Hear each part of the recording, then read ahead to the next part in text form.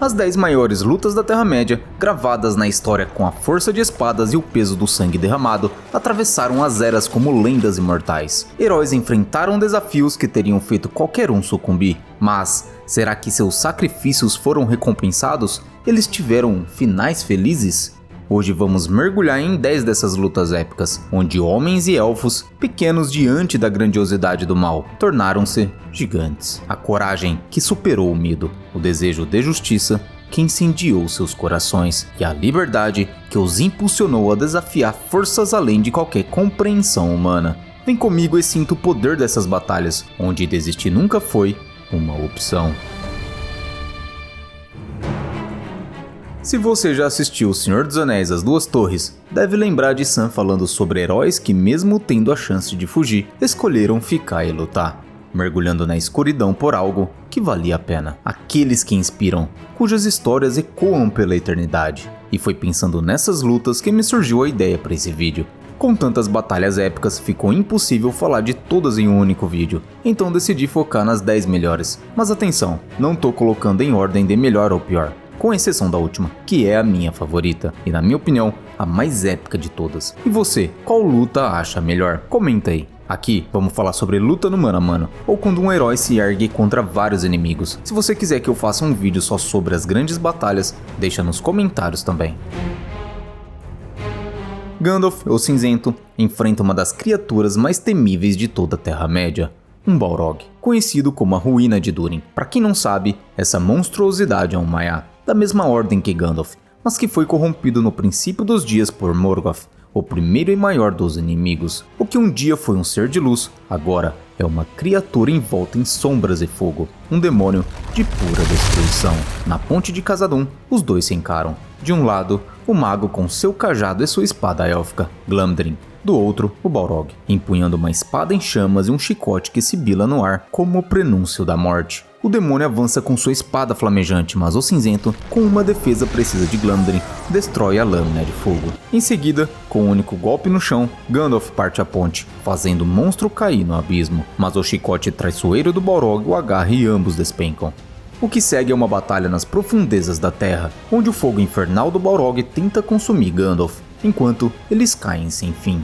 Finalmente encontram o fundo do abismo, mergulhando em águas tão geladas que o próprio coração do mago quase para. O fogo do Balrog se apaga, mas a luta continua feroz. O demônio tenta esmagar o mago, que a cada ataque o repele e o derruba. A Ruína de Durin fugiu pelos túneis que existiam lá. O mago seguiu, até que encontraram a escada interminável. O Balrog subiu e Gandalf o seguiu até o topo. Subindo até o pico da montanha, o confronto final começa. No pináculo do Pico de Prata, o Balrog explode em novas chamas, mas o mago, agora iluminado como se relâmpagos fluíssem de sua espada, avança sem hesitar. O céu se enche de trovões e fumaça enquanto os dois duelam, o som da batalha ecoando como se o próprio mundo estivesse prestes a se partir. E então, com um golpe decisivo, Gandalf derruba o Balrog para sua destruição. Após 10 longos dias desde a queda inicial, a criatura finalmente é derrotada, mas a vitória cobra seu preço. Gandalf também sucumbe. Contudo, essa não seria sua última luta. Ressuscitado por Eru Ilúvatar, ele retorna, não mais como Gandalf o Cinzento, mas como Gandalf o Branco.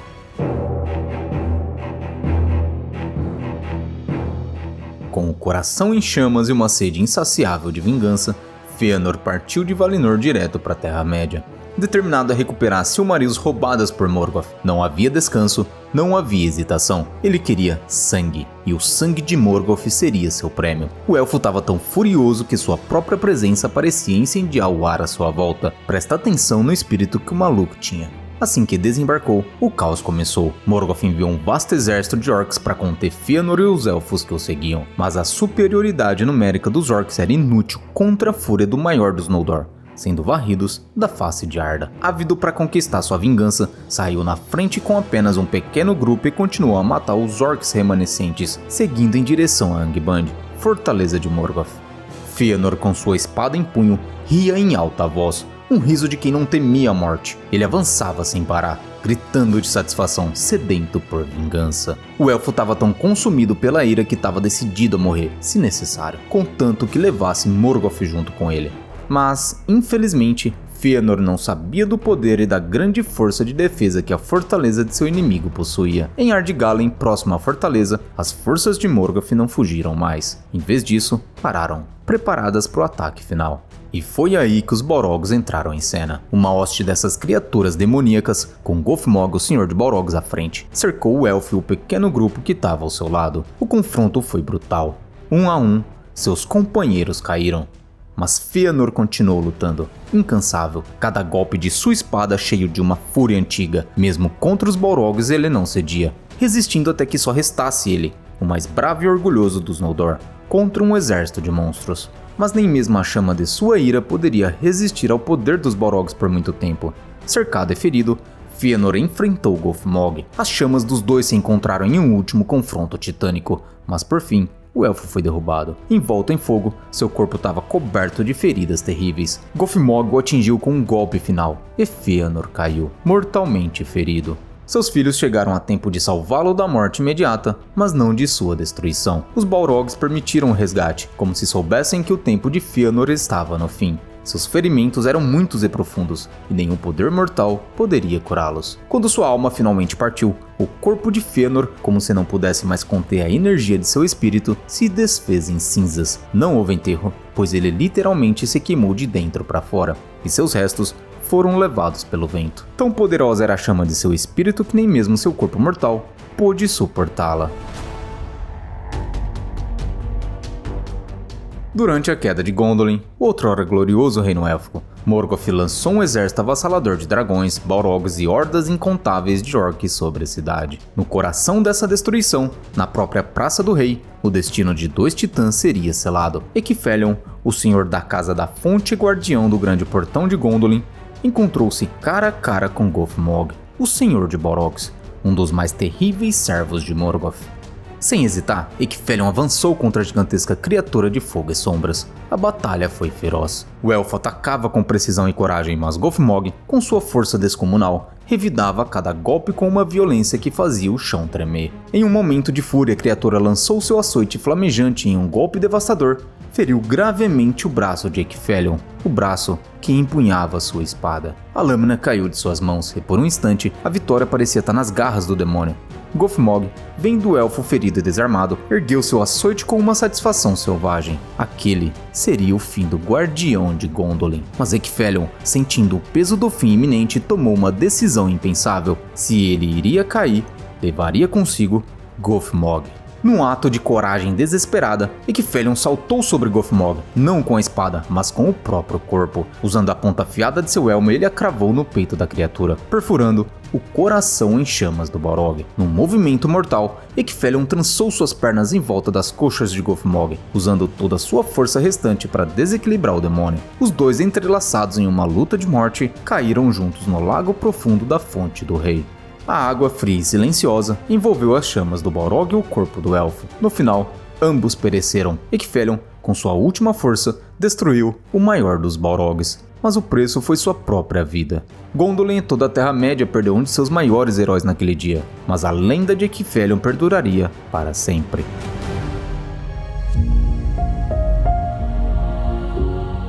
Durante a queda de Gondolin, em meio ao caos de destruição e traição, enquanto o fogo e a morte consumiam a cidade, uma pequena fração de sobreviventes tentava escapar. Feridos, mulheres e crianças fugiam por uma estreita passagem, mas suas esperanças quase se desfizeram quando um grupo de orcs e um Balrog bloquearam seu caminho. Era o fim?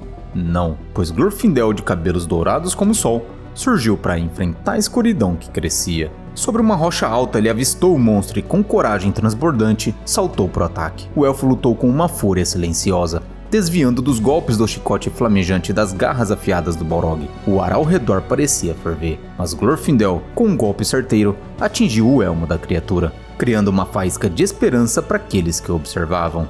Sabendo que o tempo era precioso, ele atacou novamente, mirando o braço do Balrog com toda a sua força. O impacto foi tão poderoso que o braço da criatura foi arrancado. Um grito estridente ecoou pelas montanhas enquanto o Balrog recuava, tomado por um medo primitivo. Ele sabia que a morte estava próxima, mas mesmo sem um braço, a besta desesperada saltou sobre Glorfindel com uma última tentativa de vencer. O elfo, destemido, não fugiu e nem se esquivou. Ele contra-atacou, golpeando o ombro do Balrog. Contudo, a criatura, mesmo ferida, conseguiu agarrá-lo com sua mão restante. O elfo perdeu o equilíbrio e ainda assim acertou um golpe profundo na barriga do Balrog.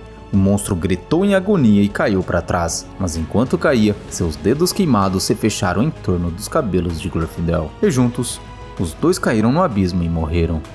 A batalha terminou, mas o sacrifício do elfo não foi em vão. As grandes águias lideradas por Foronder, rei das águias, desceram sobre os orcs que ainda restavam, destruindo-os e permitindo que os fugitivos seguissem seu caminho. Foronder, em um gesto de respeito, recuperou o corpo de Glorfindel do abismo, garantindo-lhe um enterro digno de seu sacrifício. Mas essa não seria a última vez que a Terra-média ouviria o nome de Glorfindel. Seu sacrifício e sua nobreza não passaram despercebidos, e sua nobre ação foi recompensada. Ele reencarnou e passou a viver nas Terras Imortais.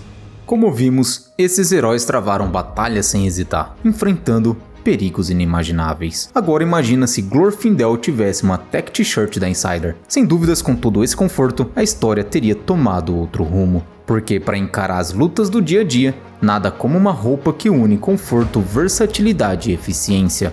É a sua chance de ter as peças mais tecnológicas do mercado, e o melhor de tudo, com descontos imbatíveis. Usando o meu cupom especial, SIDERAL15, você ganha 15% de desconto e pode acumular mais 40% com descontos do próprio site. A Insider se adiantou nesse final de ano, então aproveite para se presentear ou surpreender alguém com o presente do ano. A escolha mais inteligente agora é conferir os kits Insider. No site, entre na aba Kits e encontre o que melhor combina com seu estilo. Eu, por exemplo, não largo a tech t-shirt, perfeita para qualquer ocasião. Desde ir para academia, ficar em casa, passear com a família e ainda, com sua tecnologia inovadora, ela desamassa no corpo, é anti-odor, ajusta a temperatura, uma verdadeira armadura para batalhas diárias. Vou deixar o link na descrição desse vídeo e no comentário fixado. Não se esqueça de usar meu cupom SIDERAL15 para obter descontos. Essa é sua chance de entrar num clima de vitória e apoiar esse canal.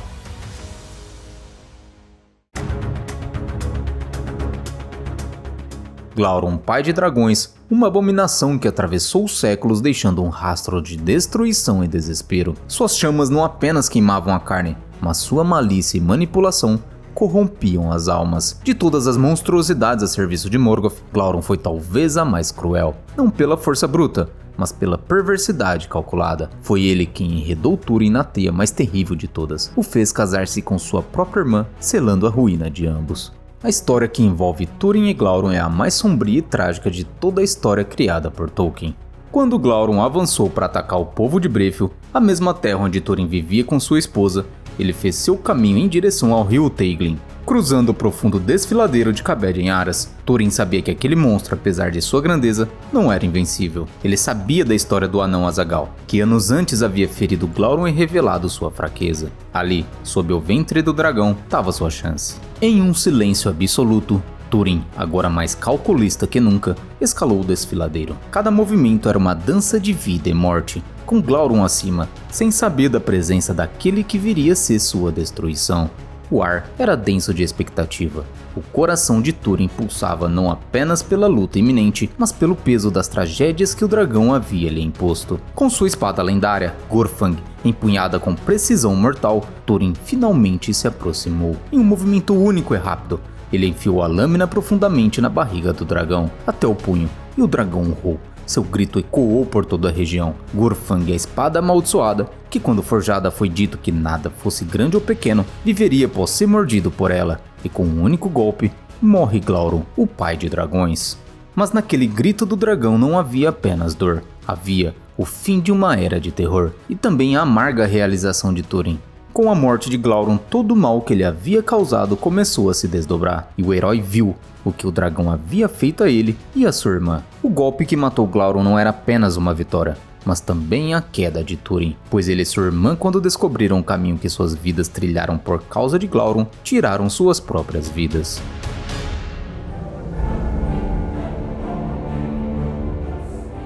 Húrin, pai de Túrin Turambar, na Batalha das Lágrimas Inumeráveis, a mais sangrenta guerra da Primeira Era da Terra-média, para salvar o rei de Gondolin, Turgon e seu exército, pois era mais interessante que Gondolin continuasse a resistência contra Morgoth, serviu de isca. A ideia era que o exército do Lorde Sombrio fosse atrás de Húrin e seu exército de homens da Casa de Hador. O plano deu certo. Como a guerra já estava praticamente acabada, os elfos de todos os reinos derrotados e o exército de Gondolin fugia, então todo o exército de Morgoth concentraram suas forças para derrotar uma pequena tropa de homens. Vieram orcs, balrogs, dragões, trolls, orcs e tantas outras bestas, atraídos a lutar contra apenas um bocado de homens da Casa de Hador, liderados por Húrin. Eles foram encurralados, mas enfrentaram sem hesitação aquele hediondo exército. Na vastidão ensanguentada daquela batalha, apenas um guerreiro se mantinha de pé. Húrin, senhor da Casa de Hador. A Terra-média jamais havia visto alguém como ele, sozinho. Permanecia em meio ao mar de corpos caídos, seus pés manchados com o sangue de inimigos,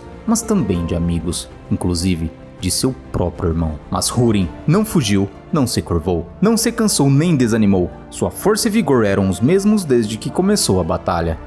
O inimigo se manteve um tempo afastado diante de um único homem. Então Húrin parou. Sua espada já estava sem condições de uso. Jogou-a no chão, lançou fora também seu escudo. Se agachou e pegou um grande machado de um capitão orc morto aos seus pés. Precisou das duas mãos para envolver o punho do machado. O empunhou como se fosse uma extensão de sua própria alma. Ficou novamente em pé, olhou e encarou o poderoso exército inimigo. Nessa hora, o livro dá a entender que o objetivo de Húrin era matar Gothmog. Pois bem, Húrin avançou e atacou. Seu machado fazia sair fumaça do sangue negro dos Trolls, guardas pessoais do poderoso Balrog. A cada morte, Húrin gritava: Aure Entuluva, o dia de vir outra vez. Uma promessa de que a escuridão de Morgoth seria derrotada. Orcs tentavam agarrá-lo, mas seus braços eram decepados, ficando agarrados em seu corpo. Trolls, gigantes de músculos, caíam um por um sob o impacto de Húrin, que os abatia como um lenhador derruba árvores antigas e podres. 70 Trolls foram mortos por suas mãos. A cada golpe, mais força parecia fluir em seu corpo, e o campo de batalha tornou-se uma montanha de cadáveres. Tantos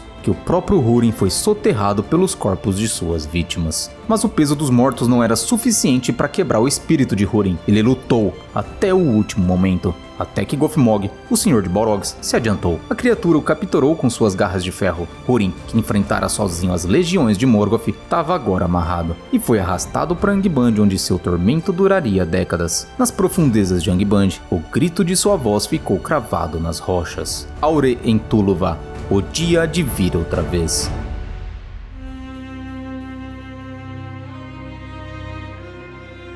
Eärendil é para mim um dos maiores heróis de toda a história de Arda. Ele arriscou sua vida para salvar os povos da Terra-média, sem pensar em méritos individuais ou recompensas. Tudo que ele fez e sofreu foi por amor. Durante a Guerra da Ira, a batalha que selou o destino da Primeira Era e trouxe a queda de Morgoth, o exército de Valinor lutava com todas as suas forças, mas a sombra de derrota pairava, pois os dragões dominavam o campo de batalha.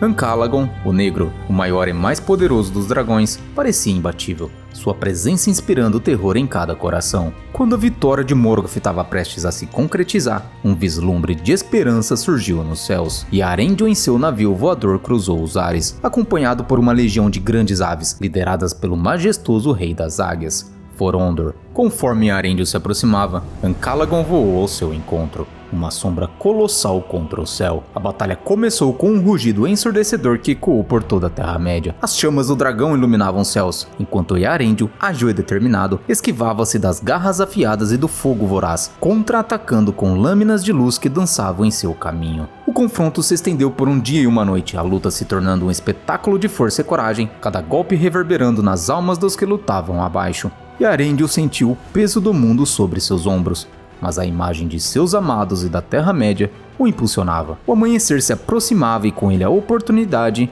de reverter o destino. Finalmente, antes do sol nascer, em meio a um clamor celestial, Eärendil lançou um golpe decisivo, cravando sua lâmina no coração da terrível besta. Ancalagon, o Negro, em seu último rugido, foi derrubado, sua queda ressoando como um trovão. Ele colidiu com as Fangorodrim e as montanhas opressoras se quebraram com sua queda, uma catástrofe que mudaria o mundo. A derrota do mais poderoso dragão desmantelou a coragem dos outros que, em um frenesi de medo, foram abatidos um a um, restando apenas alguns poucos que conseguiram fugir. E Eärendil, exausto mas triunfante, olhou para os céus com um coração aliviado. Enfim, a justiça foi alcançada. A liberdade da Terra-média estava próxima de ficar completa.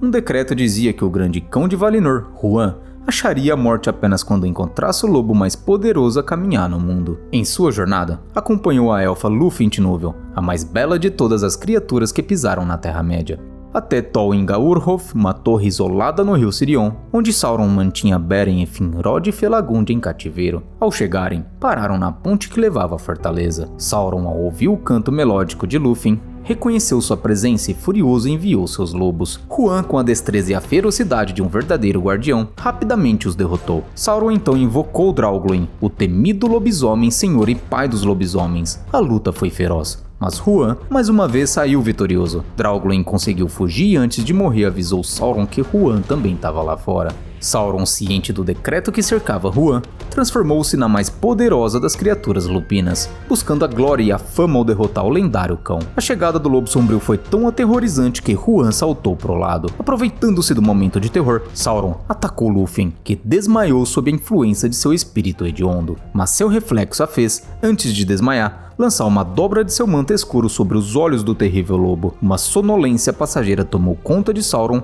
e ele tropeçou. Huan, sem perder tempo, lançou-se sobre Sauron, suas poderosas mandíbulas e garras afiadas cortando o ar. A batalha que se seguiu ressoou como um lamento nas florestas, os uivos e latidos ecoando na vastidão, fazendo tremer a alma dos que ouviram. Nada, nem bruxaria, nem feitiço, nem magia, nem veneno, nem a força diabólica de Sauron poderia submeter Huan de Valinor. Finalmente, o cão prendeu o lobo pela garganta, imobilizando-o ao chão. Sauron, desesperado, alternou entre suas formas, de lobo para serpente, de serpente para sua forma habitual, mas todas as tentativas de escapar falharam. Ele sabia que se cedesse seu espírito abandonasse seu corpo para fugir, enfrentaria o desprezo de Morgoth, seu mestre. Lúthien, percebendo a situação, convenceu Sauron a entregar o comando da ilha e de tudo que nela havia, em troca de sua liberdade. Então Huan o libertou. Imediatamente, Sauron transformou-se num vampiro e fugiu, deixando um rastro de sangue pela terra, a marca de sua derrota. Durante a Batalha da Última Aliança, após um período de intensos combates e numerosas mortes, os exércitos de Elendil, comandante dos homens, e Gil-galad, líder dos elfos, conseguiram penetrar as profundezas de Mordor. O cerco à fortaleza de Sauron se estendeu por 7 longos anos, tornando-se tão implacável que o próprio Lorde Sombrio não teve escolha senão emergir de seu refúgio. Sauron, em sua hedionda aparência, avançou pelo Vale de Gorgoroth, parando nos flancos do Monte da Perdição, onde um anel manifestava todo o seu poder. O ar pulsava com a energia sombria do anel, e o clima era pesado, como se a própria terra temesse a presença do Senhor das Trevas. Frente a frente com Sauron, Elendil e Gil-galad prepararam-se para a batalha. As espadas reluziam sob o céu cinzento, enquanto o eco de suas promessas de liberdade ressoava nos corações de seus soldados. A luta começou, feroz e cheia de fúria. Ambos os lados lutaram com bravura, Elendil com sua força inabalável e a lâmina de Narsil, e Gil-galad com o poder e agilidade de um verdadeiro rei élfico, atacando Sauron com uma série de golpes certeiros.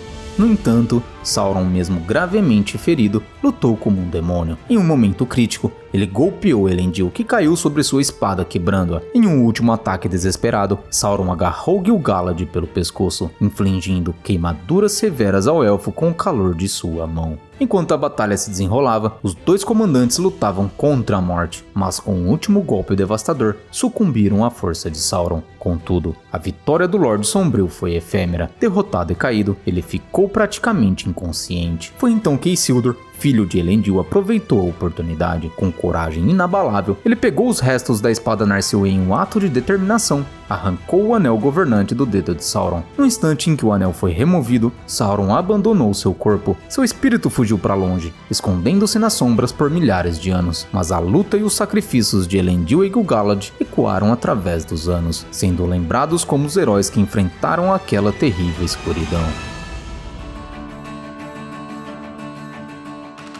Morgoth, o sombrio inimigo do mundo, era um Valar, um ser com poderes angelicais, e tá escrito que era o mais poderoso de todos. Contudo, tornou-se maligno e tentou a todo custo dominar o mundo. Isso custou um preço. Tudo que ele corrompia consumia uma quantidade de seu poder, e isso o enfraqueceu ao longo do tempo. Os elfos sofreram uma terrível e humilhante derrota contra Morgoth na Batalha da Chama Repentina, a 4ª batalha da Primeira Era. Na época, o Alto Rei dos Noldor era Fingolfin, avô de Gil-galad. Quando chegaram notícias da enorme enorme quantidade de elfos derrotados e mortos, o rei viu diante de seus olhos a completa ruína dos Noldor. Pelo menos assim ele pensava. Cheio de ira e desespero, Fingolfin montou em seu cavalo e partiu sozinho. Ninguém conseguiu impedi-lo. O Alto Rei queria alcançar a justiça com a lâmina de sua espada, a brilhante Ringo.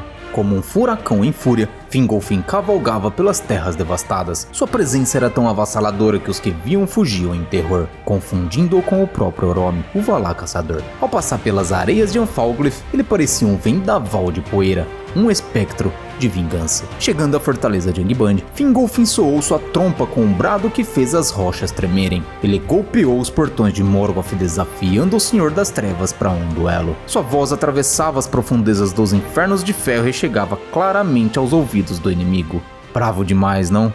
Apesar de não estar no auge de seu poder, o Lorde Sombrio continuava a ser extremamente poderoso. Veja o que está escrito no Silmarillion. E conta-se que Morgoth não aceitou o desafio de bom grado, pois, embora seu poder fosse o maior de todas as coisas neste mundo, era o único dos Valar a conhecer o medo. Veja que ele ainda era o mais poderoso do mundo, e mesmo assim, cagou de medo de um elfo. Morgoth só aceitou o desafio pois não quis passar vergonha diante de seus subordinados, e assim se levantou de seu trono no subterrâneo e subiu até a superfície, e enquanto subia, seus passos pareciam trovões sob a terra. Quando surgiu, Morgoth era uma visão de puro terror. Alto como uma montanha, trajado de uma armadura negra, ele se ergueu como uma torre diante do rei élfico. Sua coroa de ferro, cravejada com as Silmarils roubadas, cintilava sinistramente sob o céu sombrio. Em sua mão estava Grond, um martelo do mundo ínfero, uma arma tão colossal que seus golpes podiam quebrar a terra. Mas diante dessa sombra colossal, Fingolfin brilhava. Sua cota de malha banhada em prata reluzia sob a sombra do inimigo, e seu escudo azul, ornado com cristais, refletia a luz de seus olhos determinados. Ele desembanhou Ringil, sua lâmina, cintilante como gelo puro. Morgoth atacou primeiro, seu martelo descendo como raio e trovão, mas Fingolfin era ágil, desviando-se do golpe. E onde o martelo acertou, a terra abriu uma cova liberando fogo e fumaça. Repetidamente Morgoth desferiu ataques, mas Fingolfin se esquivava com a velocidade de um relâmpago, e a cada desvio, o rei élfico contra-atacava, ferindo Morgoth. 7 vezes a espada de Fingolfin encontrou seu alvo e o feriu. 7 vezes, Morgoth rugiu de dor, seus gritos ecoando pelas terras do norte, fazendo seus servos caírem ao chão em desespero. Porém, a força física do Lorde Sombrio era demasiada, e Fingolfin começou a se cansar. Morgoth, que estava apavorado, não perdeu a oportunidade e com seu escudo, por 3 vezes golpeou de cima para baixo, fazendo Fingolfin se ajoelhar, mas o elfo era tão obstinado que se levantou as 3 vezes, encarando seu inimigo de pé. Cansado e agora ferido, Fingolfin tropeçou nas rachaduras dos buracos que cobriam o campo de batalha, caindo aos pés de Morgoth. Sem perder tempo, o Lorde Sombrio pisou sobre o pescoço do rei élfico. Seu peso era como de uma montanha. Mesmo à beira da morte, Fingolfin encontrou forças para um último golpe. Com sua espada, atingiu o pé de Morgoth, fazendo jorrar sangue negro que encheu as crateras feitas por Grond. Assim pereceu Fingolfin, o mais poderoso e destemido dos reis élficos. Não contente, Morgoth tomou o corpo do elfo e o destroçou. Quando ia lançar como alimento aos lobos, o rei das águias, Forondor, desceu dos céus como um relâmpago e resgatou o corpo do rei élfico. Antes de partir, Forondor atacou Morgoth, deixando uma cicatriz em seu rosto. O sombrio inimigo do mundo ficou para sempre manco do pé que foi ferido, e a dor de suas feridas não podia ser curada. Em seu rosto ficou uma cicatriz, marcando seu rosto como um lembrete de sua humilhação. Todos os feitos corajosos desses atos heróicos foram registrados na história do mundo, imortalizados em canções e poemas, porque são histórias que realmente importam. Poderia ter havido desistência, eles poderiam ter dado as costas pro perigo e vivido suas vidas sem se expor ao risco, mas poderiam ser felizes assim? Poderiam ter paz ao saber que quando o mundo precisou deles, simplesmente fugiram? Não, não poderiam. Por isso, enfrentaram o mal de cabeça erguida, não pela busca de reconhecimento, mas pela necessidade de proteger. Proteger suas famílias, suas terras, sua liberdade. Essas histórias tornaram-se lendas que permaneceram por eras, cantadas ao redor de lareiras, lidas em grandes livros e cantadas em belas canções. Se você tem interesse em saber mais sobre algum personagem específico ou alguma história que despertou sua curiosidade, confira os links dos vídeos na descrição para sanar suas dúvidas. Essa é minha lista e a última luta é minha favorita. Espero que você tenha gostado. Muito obrigado por sua audiência e até a próxima.